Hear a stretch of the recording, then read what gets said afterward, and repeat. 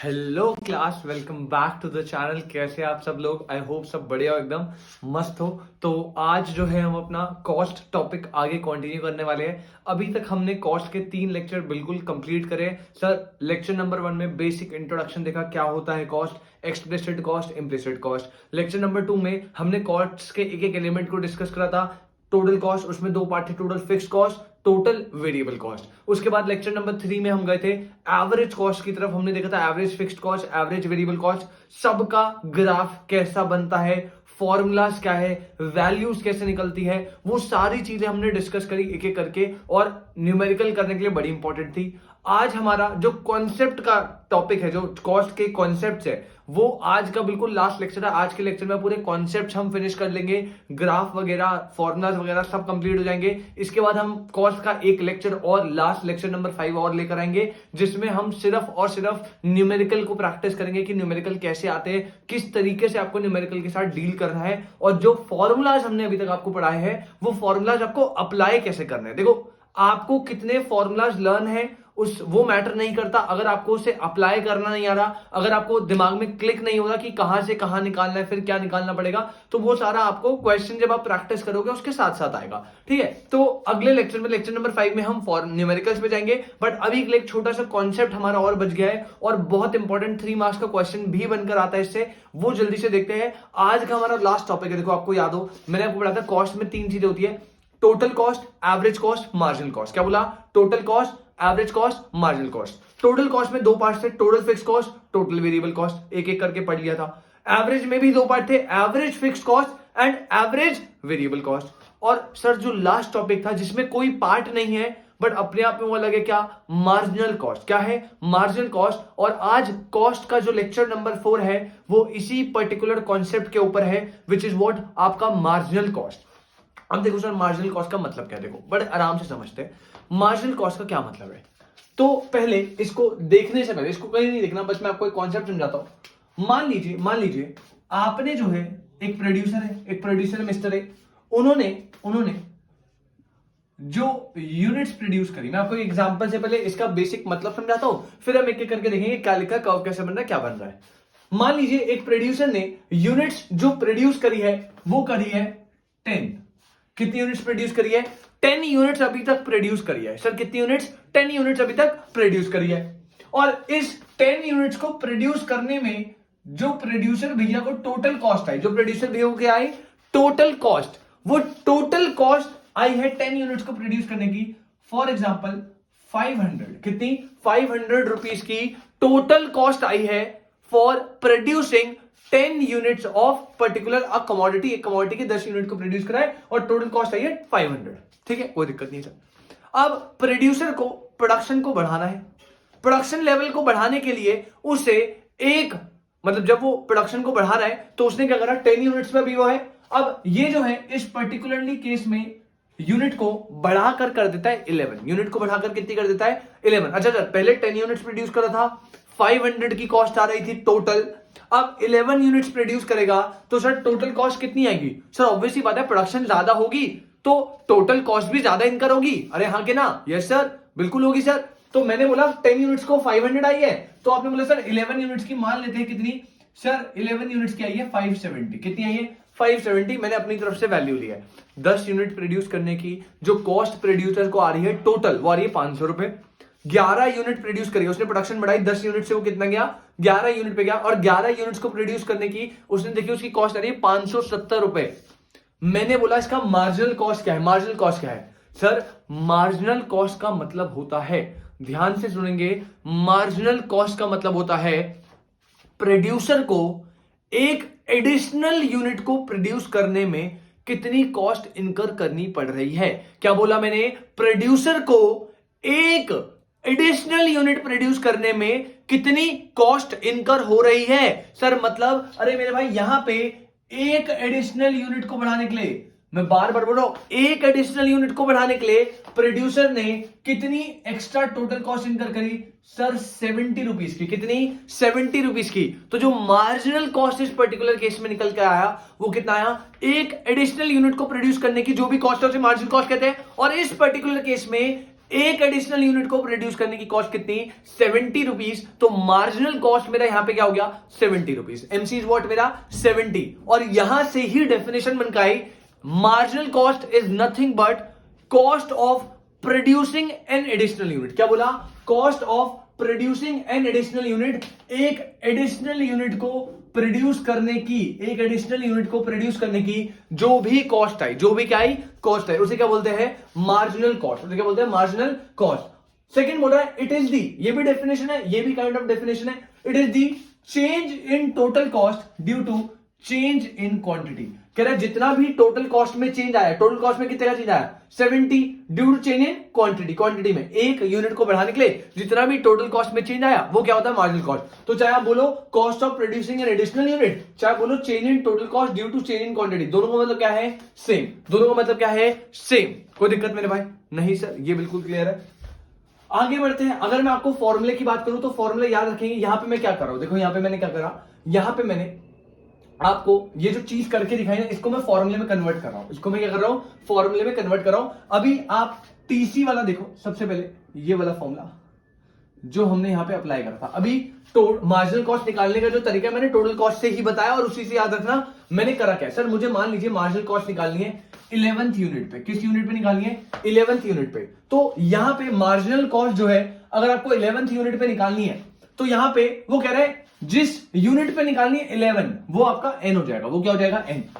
तो total cost N पे, यानी टोटल कॉस्ट 11 पे कितना है sir, 570 minus total cost n minus 1। 11 से पहले यूनिट कौन सी थी, 10, यानी कि 500। तो ये कितना आ गया, 70। कितना आ गया, 70। तो MC का जो फॉर्मूला है वो क्या है, TC n minus TC n minus 1।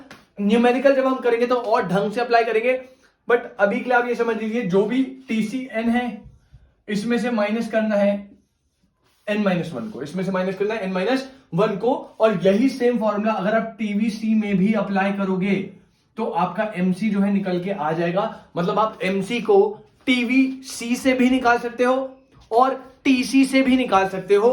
ये जब हम न्यूमेरिकल में जाएंगे तब और बेटर वे में आपको समझाऊंगा, बट अभी क्या रखो, अगर आपको MC निकालना है या तो आप TC को माइनस करते आओ, ऊपर में से कोई दिक्कत नहीं, निकल जाएगा, या आप TVC को माइनस करते आओ, ऊपर में से कोई दिक्कत नहीं है। MC TC से भी निकल सकता है, TVC से भी निकल सकता है। और यही सेम फॉर्मूला दोबारा, मतलब दूसरा तरीके से फॉर्मूला ये हो गया, delta TC upon delta Q, ये इससे डेफिनेशन नहीं था है, और delta TVC upon delta Q. और ये याद रखना, ये जो फॉर्मूले की इंपॉर्टेंस है ना, ये जो सेकंड वाले फॉर्मूले की इंपॉर्टेंस है, ये कब होती है सर, ये तब होती है जब आपकी यूनिट्स में एक से ज्यादा गैप है। क्या है, एक से ज्यादा गैप। सर मतलब समझाओ ना इसका, तो ध्यान से समझो मैं क्या बोल रहा हूं। मान लीजिए आपकी जो यूनिट्स है, आपकी जो यूनिट्स है वो 10 पे टोटल कॉस्ट लग रही थी कितनी आपकी, 500। और यूनिट्स पहले 11 हुई थी, पहले क्या हुई थी, 10 से 11। अब मान लीजिए यूनिट 10 से कितनी हो गई, 13। 10 से कितनी हो गई, 13। सीधा 3 यूनिट का चेंज आया, सीधा 3 यूनिट का चेंज आया। 10 यूनिट को प्रोड्यूस करने में 500 लग रहे थे, 13 यूनिट को प्रोड्यूस करने में मान लीजिए 590 लग रहे हैं। कितना, 590। अब ध्यान से समझो, अगर आप इस पर्टिकुलर केस में ये ऊपर वाला फॉर्मूला लगाते हो, उसके हिसाब से क्या होगा सर, ऊपर वाला फॉर्मूला कह रहा है भाई MC निकालना है 13 पे। क्या निकालना है, MC निकालना है 13 पे। तो आप क्या करो, इसमें से इसको माइनस कर दो, कोई दिक्कत नहीं है। अरे पहले भी तो ये करता है, 590 में से 500 माइनस कर दिया, 590 माइनस 500, तो MC की जो वैल्यू आई वो 90 आई। MC की वैल्यू क्या आई, 90। लेकिन मेरे भाई ये हो जाएगा गलत। ये क्या हो जाएगा, गलत। सर क्यों ऐसा, ध्यान से समझो। MC का मतलब था, मार्जिनल कॉस्ट का मतलब था एक एडिशनल यूनिट को प्रोड्यूस करने में कितनी कॉस्ट आई। क्या बोला, एक एडिशनल यूनिट को प्रोड्यूस करने में कितनी कॉस्ट आई। अरे यहां पे कितनी एडिशनल यूनिट प्रोड्यूस हुई है सर, यहां पे कितनी एडिशनल यूनिट प्रोड्यूस हुई है, 3। और मार्जिनल कॉस्ट में बोला था एक एडिशनल यूनिट को प्रोड्यूस करने में कितनी कॉस्ट आ रही है। ध्यान से समझो, यहां पे ये जो 90 का चेंज आ रहा है ना, ये एक एडिशनल को चेंज करके नहीं आ रहा, ये 3 यूनिट का चेंज दिखा रहा है। तो मतलब अगर 90 रुपीज की कॉस्ट में इंक्रीज आ रही है और यूनिट जो है वो 3 यूनिट बढ़ रही है, तो एक एडिशनल यूनिट का कितना होगा, 90 अगर 3 के लिए तो एक के लिए कितना, 30। सर कैसे निकला, आपने बोला डेल्टा TC लो, TC का चेंज लिया कितना, 90, उसमें से डिवाइड कर दो, क्वांटिटी का चेंज कितना, 3, तो कितना आ गया, MC आ गया आपका 30। MC आ गया कितना, 30। अगर मैं बिल्कुल क्रक्स में बोलूं, अगर मैं बिल्कुल आपको क्रक्स दूं तो यार समझ के लेना, अगर यूनिट्स 10, 11, 12, 13 1 के गैप पे है, तो आप ये वाले फॉर्मूले यूज कर लेना, मतलब TCN माइनस TCN माइनस 1 या TVCN माइनस TVCN माइनस 1। लेकिन अगर आपकी यूनिट में 1 का गैप नहीं है, 2 का गैप है, 3 का गैप है, अनइवन गैप है, तो आप कभी भी माइनस वाला फॉर्मूला मत लगाना। तब आप यहां का चेंज अपॉन में यूनिट्स का चेंज, यहां का चेंज टीसी का चेंज है, टीवीसी का चेंज अपॉन में क्यू का चेंज। तो यहां पे हमारे इससे भी फॉर्मूले निकल कर आए और इससे भी फॉर्मूले निकल कर आए, कोई दिक्कत नहीं सर। तो टीसी क्या होता है, एक एडिशनल यूनिट को प्रोड्यूस करने में जितनी भी कॉस्ट आई, या मैं बोलूं it is the change in TC due to production of an additional unit. Formula क्या है, TCN माइनस TCN माइनस 1 या delta TC upon delta Q.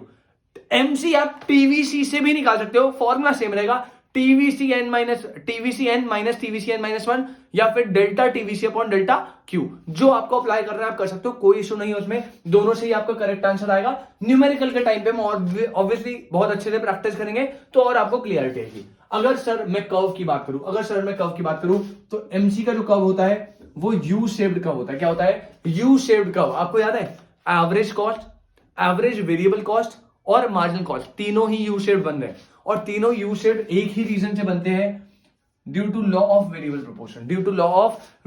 Proportion. याद करना, MC, AC, ABC तीनों ही क्या बनते हैं, यू शेप्ड। AC, ABC क्यों बनते हैं, लास्ट क्लास में आपको बहुत डेप्थ में समझाया, अगर आपने नहीं देखा उसको देख कर आओ, तभी आपको एकदम से क्लियरिटी आएगी इस वाले कॉन्सेप्ट पे, क्योंकि अभी जो आगे जाने वाला है वो सब कनेक्टेड निकलेगा। ठीक है, तो MC मैंने इंडिविजुअली बता दिया, और यहां पे लास्ट कंक्लूजन निकलता है, जो MC है, इसका मतलब यहां पे क्या है, MC जो है वो स्लोप है TC और TVC का। MC क्या है, कुछ नहीं है, MC स्लोप है किसका, TC का भी या TVC का भी, क्योंकि दोनों से निकल रहा है, तो MC जो है स्लोप निकल के आया TC एंड TVC का। MC का बिल्कुल ऐसा यू शेप बनेगा जैसा AC, जैसा AVC बनता है। तीनों के बीच में क्या रिलेशनशिप है, 3 नंबर का क्वेश्चन आता है, relationship between AC, AVC and MC। अभी उस कॉन्सेप्ट को करेंगे, लेकिन इस कॉन्सेप्ट पे जाने से पहले आपको average cost, average variable cost और मार्जिनल कॉस्ट, इन तीनों की बहुत अच्छे से नॉलेज होनी चाहिए। और मुझे आपको लगता है कि जितनी नॉलेज होनी चाहिए थी मैंने आपको बता दी। मार्जिनल कॉस्ट होता क्या है सर, एक एडिशनल यूनिट को प्रोड्यूस करने में प्रोड्यूसर को कितनी कॉस्ट आ रही है। फॉर्मूला क्या होता है, TCN माइनस TCN माइनस 1 या फिर delta TC upon delta Q। Same formula TVC में भी अप्लाई हो सकता है। MC कर्व यू शेप्ड बनता है, क्यों, क्योंकि law of variable proportion apply होती है। और नेक्स्ट पॉइंट क्या बोला हमने, कि जो MC है वो TC एंड TVC का कुछ नहीं है, बस स्लोप है। क्या है, सिर्फ स्लोप है। मेरे हिसाब से आपको ये कॉन्सेप्ट एकदम क्लियर हुआ होगा। जल्दी से इसे नोट करेंगे, फिर हम 3 मार्क्स के बहुत इंपॉर्टेंट टॉपिक पे बढ़ने वाले हैं। जल्दी से नोट करेंगे भाई, जल्दी से, एकदम से जल्दी से। हाँ जी यार, तो आई होप आपको ये एकदम क्लियर हुआ MC का कॉन्सेप्ट। अब आगे बढ़ते हैं सर अगले टॉपिक पे। आप मेरे साथ हेडिंग डालेंगे, रिलेशनशिप बिटवीन AC और AVC एंड MC। सर ये क्या है, रिलेशनशिप बिटवीन AC एंड और AVC एंड MC, मतलब मेरे भाई आपको पेपर में पहली बात तो 3 मार्क्स का काफी बार क्वेश्चन आया है ये, तो ध्यान से इसके डायग्राम को बड़ा इंपॉर्टेंटली समझेंगे, और इसके 3 रिलेशनशिप है, 3 पॉइंट्स है, उनको पॉइंट को लिख कर आना है आपको। रिलेशनशिप आता है इसके बीच में, तो सर रिलेशनशिप ना, आप पहली बात तो ये समझो, जो रिलेशनशिप AC और MC का होता है, जो रिलेशनशिप AC और MC का होता है, वही रिलेशनशिप AVC और MC का होता है। तभी मैंने यहां और लिखवाया है कि आपको रिलेशनशिप AC MC का भी आ सकता है, और आपको रिलेशनशिप AVC और MC का भी आ सकता है। कोई बड़ी बात नहीं है, AC MC का पूछे तब भी same diagram same point, AVC MC का पूछे तब भी सेम डायग्राम सेम पॉइंट। मैं आपको पहले AC से बता देता हूं, पॉइंट्स भी AC से बता देता हूं, फिर आपको कर्व बना के दिखा दूंगा। ठीक है, तो ध्यान से समझेंगे, दोनों से हम समझेंगे, AC से भी AVC से भी। सबसे पहले रिलेशनशिप याद नहीं करना, देखो याद कुछ नहीं करना, आपको सब पता है कर्व कैसे बनते हैं, क्यों बनते हैं, बस आपको कर्व का आइडिया देना है कि किस तरीके से मैं डिजाइन कर रहा हूं कर्व को। अगर आपको कर्व की डिजाइनिंग एक बार ढंग से पता लग गई, आपको एक पॉइंट लर्न करने की जरूरत नहीं पड़ेगी, अभी हम साथ में लर्न कर लेंगे। ठीक है, तो आराम से पहले इसे समझते हैं। सर देखिए सबसे पहले मैं आपके लिए कर्व बना रहा हूं जो कि सबसे इंपॉर्टेंट है। एक्स एक्सिस, वाई एक्सिस 0, यहां पे आपकी यूनिट्स आएंगी, और इस यहां पे आपका AC एंड MC आएगा, क्योंकि अभी मैं पर्टिकुलरली AC के साथ बना रहा हूं, तो AC एंड MC अभी मैं दोनों के साथ भी बना के दिखा दूंगा, तो आप देख लीजिएगा। ठीक है, सबसे पहले अगर आपको बनाना है AC कर्व। सबसे पहले आपको क्या बनाना है, average cost curve. Sir average cost curve क्या होता है, लेक्चर नंबर 3 में बताया था। Sir average cost is what, cost कितनी पर यूनिट को प्रोड्यूस करने की, कॉस्ट किसकी, पर यूनिट को प्रोड्यूस करने की कितनी कॉस्ट आ रही है, हमेशा बनता है यू शेप्ड और रीजन होता है law of variable proportion. I hope आप लोगों को पता हो। तो ये मेरा एवरेज कॉस्ट कर्व बन गया U shaped due to law of variable proportion. अब सर याद क्या रखना है, याद आपको ये रखना है कि एवरेज कॉस्ट कर्व जो है उसका मिनिमम पॉइंट लेंगे, उसको मार्क कर देंगे। एवरेज कॉस्ट जहां पे मिनिमम है उसको आप मार्क करेंगे और इस मिनिमम पॉइंट से आगे और पीछे ये क्या बन गया आपका एमसी। जहां पे एवरेज कॉस्ट मिनिमम है सबसे पहले उसे मार्क करो, उससे ऊपर एक लाइन खींच दो, उसके नीचे एक लाइन खींच दो और आपका यू शेप जो ये बन गया, ये क्या बन गया आपका एमसी कर्व। ये क्या बन गया आपका MC curve. Step number 1 average cost curve बनाए U shape. Step number 2 average cost curve का मिनिमम पॉइंट लिया, जहां पे वो मिनिमम है उसे मार्क करा। और स्टेप नंबर 3 वहां से ऊपर वहां से नीचे एक यू शेप एक और कर्व बना दिया, वो क्या होगा आपका मार्जिनल कॉस्ट कर्व। वो क्या होगा आपका मार्जिनल कॉस्ट कर्व। अब सर रिलेशनशिप क्या है समझ के लेते भाई। एक पॉइंट ये है, ये बड़ा इंपॉर्टेंट पॉइंट है, इसे मार्क कर दिया मैंने अलग से। सर इस पॉइंट पे ना, इस पॉइंट पे अगर हम देखें सर स्पेशल क्या, इस पॉइंट पे आप क्लियरली देख सकते हो, इस पॉइंट पे marginal cost is equal to average cost है। इस पर्टिकुलर पॉइंट पे जहां पे दोनों कर्व आपके इंटरसेक्ट कर रहे हैं सर, मार्जिनल कॉस्ट और एवरेज कॉस्ट दोनों क्या है इक्वल। अरे हाँ के ना, यस सर। मार्जिनल इस पर्टिकुलर पॉइंट पे जहां पे एमसीएसी इक्वल है, इससे पहले की बात करूं तो आप देखो सर, ये जो मार्जिनल कॉस्ट है ना, ब्लू वाला ये मार्जिनल कॉस्ट कम है और एवरेज कॉस्ट क्या है ज्यादा। एवरेज कॉस्ट क्या है ज्यादा, मतलब इससे पहले वाला ये जो पॉइंट है, ये जो स्टेज है, इससे पहले यहां पे मार्जिनल कॉस्ट आपकी कम है, एवरेज कॉस्ट आपकी ज्यादा है। आप देख रहे हो ब्लू वाला कर्व नीचे है और ब्लैक वाला कर्व ऊपर है, हाँ के ना, यस सर। पॉइंट पे दोनों इक्वल है और इसके बाद जो स्टेज है पूरी, उसके बाद जो स्टेज है वहां पे मार्जिनल कॉस्ट ऊपर चला गया, यानी यहां पे MC curve is greater than AC curve. अरे हाँ के ना, अरे बोलो हाँ के ना, यस सर, दिख रहा है, क्लियरली दिख रहा है। और यही 3 आपके पॉइंट है सर। पॉइंट नंबर 1 बोलो ना सर। पॉइंट नंबर 1, इस पॉइंट से पहले when MC is less than AC, क्या बोला, when MC is less than AC, जब ऐसा होगा, आप मुझे एक बात बताइए, ये जो MC कर्व है, ये क्या कर रहा है सर, सॉरी AC कर्व क्या कर रहा है सर, एवरेज कॉस्ट का जो कर्व है वो फॉल करता है। एवरेज कॉस्ट का कर्व क्या करता है, फॉल करता है स्टेज नंबर 1 में। कोई दिक्कत नहीं सर, बिल्कुल सर, दिख रहा है हमें क्लियरली।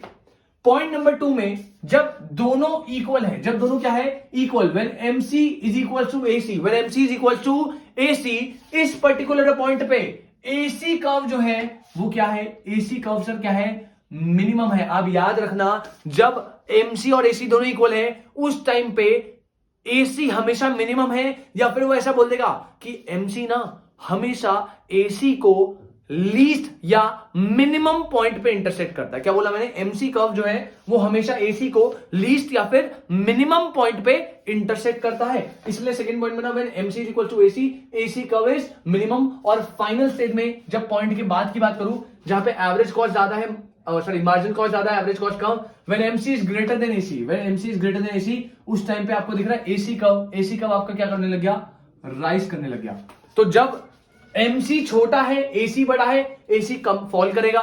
जब दोनों इक्वल है AC मिनिमम होगा, और जब MC ज्यादा हो जाएगा AC कम, तब AC राइज करेगा। ये 3 रिलेशनशिप हमारे निकल के आए किस में, AC एंड MC के बीच में। क्या, AC एंड MC के बीच में। और आपको मजे की बात बताओ ना, अगर आप इसी को सेम एज इट इज क्या बना लो, वेरिएबल कॉस्ट कर्व।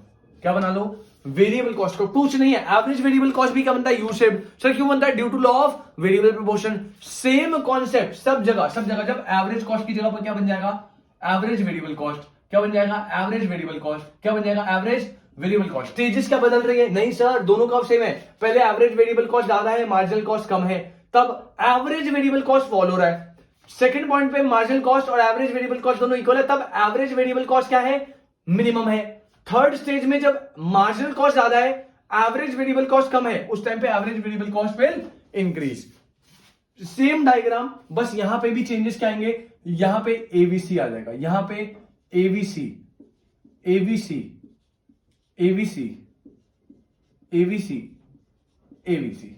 हर जगह पे क्या आ जाएगा, एबीसी आ जाएगा और कोई चेंज नहीं है। चाहे आपको रिलेशनशिप एवरेज कॉस्ट या मार्जिनल कॉस्ट का है, चाहे आपको रिलेशनशिप एवरेज वेरिएबल कॉस्ट और मार्जिनल कॉस्ट का है, दोनों का relationship as it is same है। और अगर आपकी संतुष्टि के लिए आप बोलो कि सर तीनों कर्व एक बार साथ में बना के दिखा दो, तो भाई देख लीजिए, ये भी कुछ नहीं है, बड़ा सिंपल सा कॉन्सेप्ट है, एक्स वाई जीरो। अगर आपने पहले की वीडियोस देखी होंगी तो आपको अभी ही क्लियर हो गया होगा सर कैसे बनेगा एवरेज कॉस्ट, मार्जिनल कॉस्ट और एवरेज वेरिएबल कॉस्ट। अब यहां पे आपको सबसे पहले एवरेज वेरिएबल कॉस्ट बनाना पड़ेगा। एवरेज वेरिएबल कॉस्ट ये रहा, U shape due to law of variable portion. अब एवरेज कॉस्ट याद करो, जब मैंने तीनों वहां पे साथ में बनाए थे, एवरेज फिक्स्ड, एवरेज वेरिएबल और एवरेज कॉस्ट। एवरेज कॉस्ट तो हमेशा सबसे ऊपर बनेगा ना, क्योंकि वो तो एवरेज वेरिएबल और एवरेज फिक्स का क्या होता है, टोटल होता है। तो अगर आपको याद हो ना, एवरेज कॉस्ट कब ना हमारा कुछ ऐसा बनता था, एवरेज कॉस्ट कुछ ऐसा बनेगा। क्यों सर, अब यहाँ पे रिलेशन है, ये भी यू शेप डी।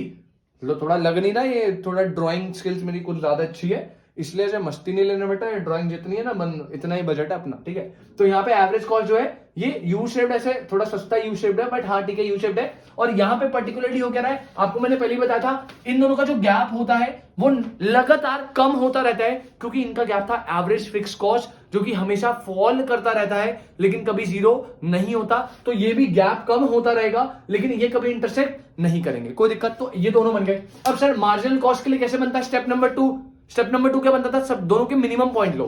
भाई इसका मिनिमम पॉइंट क्या है सर, मेरे हिसाब से ये है, इसका मिनिमम पॉइंट सर मेरे हिसाब से ये है, ठीक है। सीधा इसे ऊपर ले जाओ यहां से, और इसे यहां से नीचे, ये आपका मार्जिनल कॉस्ट। ये क्या हो गया आपका मार्जिनल कॉस्ट। ये ऐसे बनते हैं तीनों।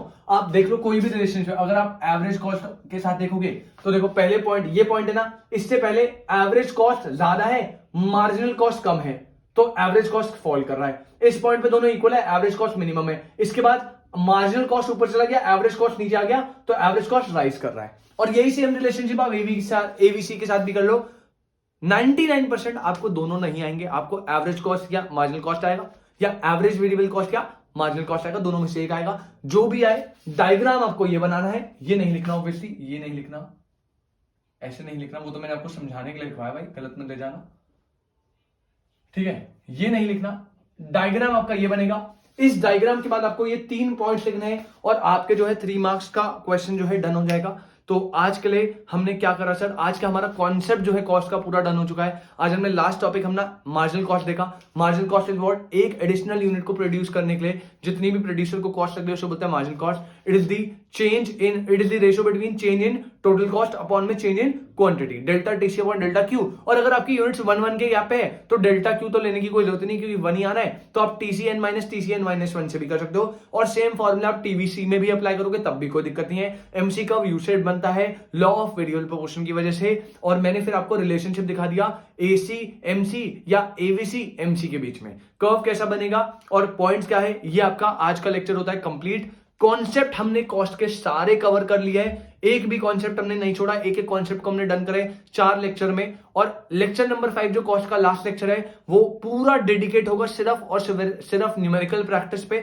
थोड़ा सा बड़ा लेक्चर होगा, तो उसमें हम सारे इंपॉर्टेंट जो प्रीवियस ईयर क्वेश्चन होंगे उनको उठाएंगे और एक एक करके अपन जो है सॉल्व करेंगे। सारे न्यूमेरिकल प्रैक्टिस के बिना थोड़ा चैप्टर इनकम्प्लीट है, क्योंकि मैं अभी बोल रहा हूं एक रिलेशनशिप का क्वेश्चन आने के चांसेस है, और सबसे ज्यादा जो प्रोबेबिलिटी है वो आपका आने के चांसेस है किसकी, आपका ये न्यूमेरिकल क्वेश्चन की। 4 से 6 मार्क्स बहुत ज्यादा चांसेस आने के, तो इसको अपन डन करेंगे नेक्स्ट क्लास में। तब तक के लिए आज के लिए इतना ही, tata bye bye, take care. अच्छे से आप इस कॉन्सेप्ट को रिवाइज करो, सारे फॉर्मुलास को लर्न करो। फॉर्मुला लर्न नहीं हुए तो बिना फॉर्मुलास के आप न्यूमेरिकल नहीं कर पाओगे, तो न्यूमेरिकल्स करने के लिए आपको फॉर्मुला तो बिल्कुल अपने डन करने पड़ेंगे, ठीक है। तो अभी के लिए इतना ही, मिलते हैं आपसे नेक्स्ट लेक्चर में, तब तक के लिए टेक केयर, बाय बाय।